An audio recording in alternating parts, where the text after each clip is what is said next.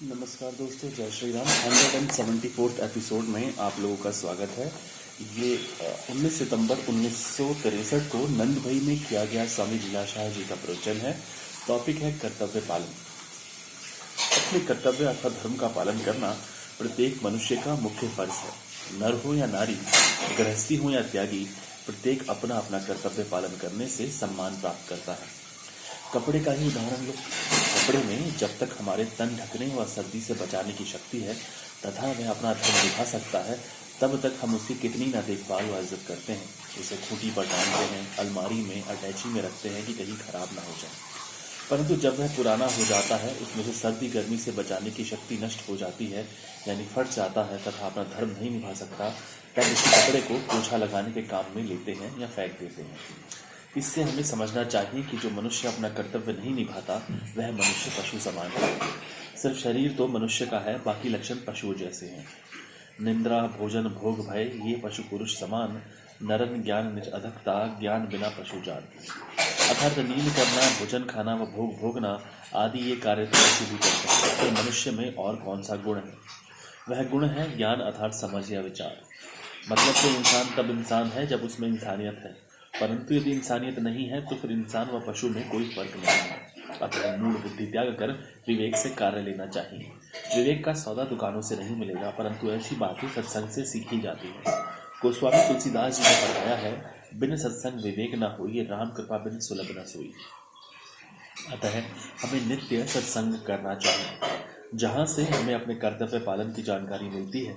यदि अपना कर्तव्य पालन करने में कई कष्ट मिले तो भी वे खुशी पूर्वक पालन करना चाहिए। आप कहोगे कि कष्ट सहन नहीं होते, तो मैं आपको कहता हूँ कि जिन्हें कष्ट सहन करने की शक्ति नहीं है वे दुनिया से चले जाएं।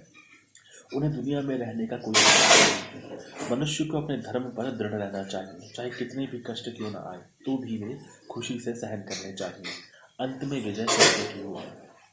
सिंधी में कहावत है कि लक्ष्मी जावे पर लक्षण नहीं जावे। लक्षण होंगे तो लक्ष्मी फिर आ जाएगी। इस पर एक कहानी याद आती है। एक देश के राजा के पुत्र राजकुमार का नियम था कि वह प्रातःकाल उठकर जंगल की सैर करने जाता था। एक दिन उसे जंगल में किसी महात्मा के दर्शन हुए।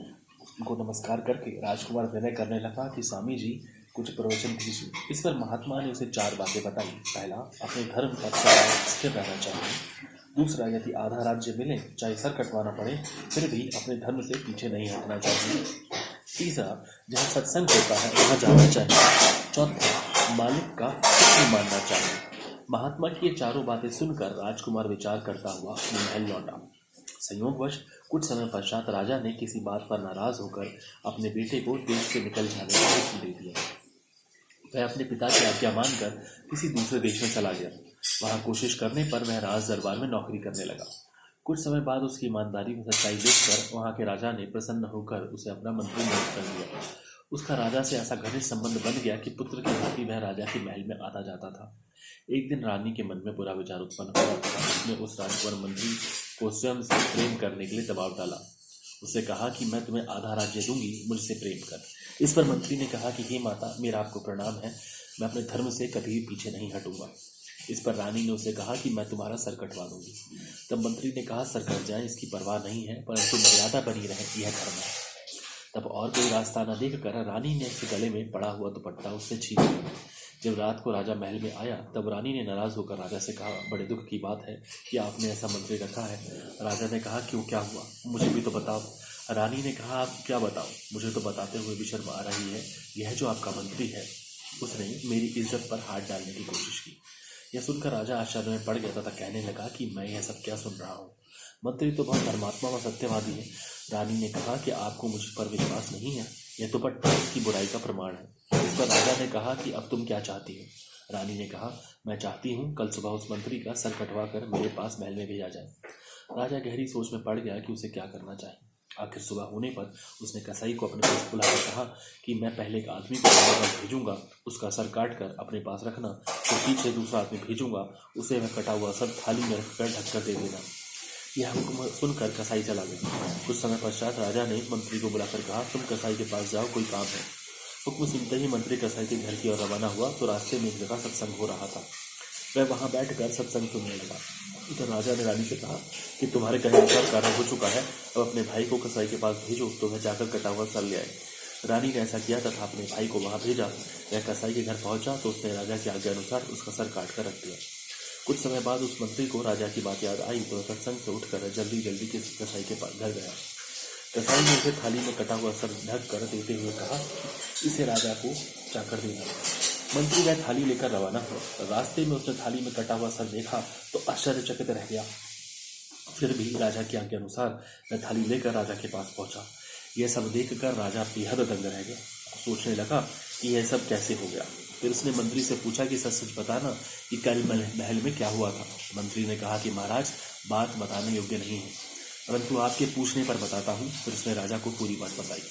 उसके बाद राजा ने वह कटा हुआ सर महल में भेज दिया तथा स्वयं भी उसके पीछे पीछे गया। रानी अपने भाई का कटा सर देखकर जोर जोर से रोने लगी। इतने में राजा भी वहां आ पहुंचा तथा रानी से कहने लगा कि रोने की कोई जरूरत नहीं है। फिर तलवार निकाल कर रानी से पूछने लगा कि कल महल में क्या हुआ था, मुझे सच सच बताओ वरना तुम्हारा सर भी काट दिया जाएगा। डर के मारे रानी कहने लगी कि अगर मुझे जीवन दान मिले तो मैं सब सच बता दूंगी।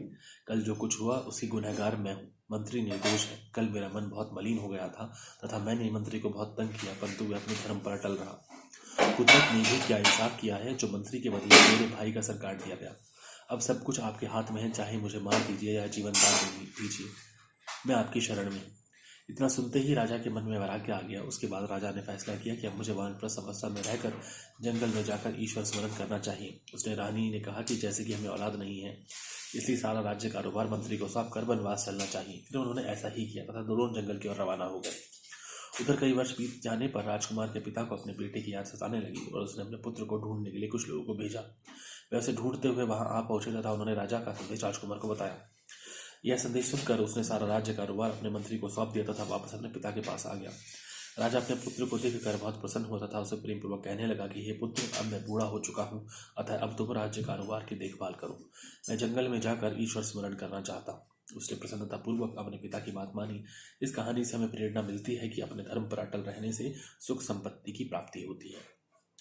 इसे कहते हैं लक्ष्मी जाए पर लक्षण न जाए। आप ये बात ध्यान में रखें कि यदि धन गया तो कुछ नहीं गया, स्वास्थ्य गया तो कुछ कुछ गया, परंतु यदि चरित्र गया तो सब कुछ गया। चरित्र नेक रखना चाहिए। बुरे संग, बुरे संकल्प, बुरे विचारों व बुरे कार्यों से दूर रहना चाहिए तथा अच्छी संगत, अच्छे संकल्प, अच्छे विचार व अच्छे कार्य करने चाहिए।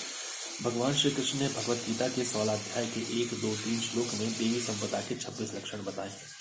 ये धारण करने से अपने कर्तव्य का पालन होगा तथा फिर लोक परलोक दोनों सफल होंगे। बच्चों को चाहिए कि रोज सुबह अपने माता पिता के चरण स्पर्श करके फिर भोजन आदि खाएं तथा सबको यह प्रार्थना रोज सुबह शाम करनी चाहिए। प्रार्थना में बड़ी शक्ति है। हे भगवान, हम सबको सद्बुद्धि व शक्ति दो कि हम अपने अपने कर्तव्य का पालन करें। धन्यवाद। जय श्री राम।